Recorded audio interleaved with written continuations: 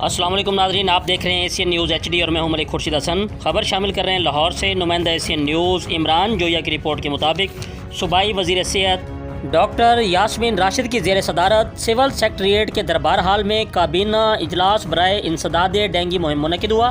تفصیلات کے مطابق اس موقع پر سیکرٹری محکمہ health primary and secondary health Kaneez Sara Aslam اور ویڈیو لنک کے ذریعے تمام کمشنرز اور DCO حضرات نے شرکت کی۔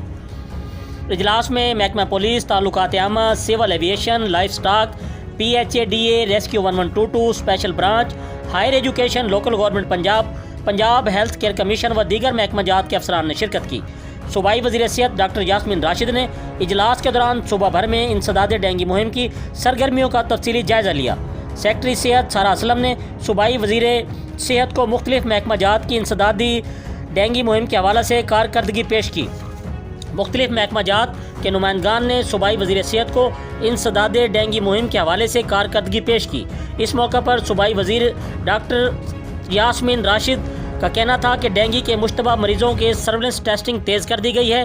کمشنر اور DCO حضرات نے انسداد ڈینگی مہم کے اعداد و شمار کے حوالے سے ڈیش بورڈ کو خود مانیٹر کریں۔ تمام سرکاری ہسپتالوں میں مریضوں کے علاج کے لیے ادویات موجود ہیں۔ ہاٹ سپاٹ کی زیادہ سے زیادہ نشاندہی کر کے ڈینگی لاوا تلف کیا جائے۔ مزید خبروں سے باخبر رہنے کے لیے دیکھتے رہیے ایشین نیوز HD۔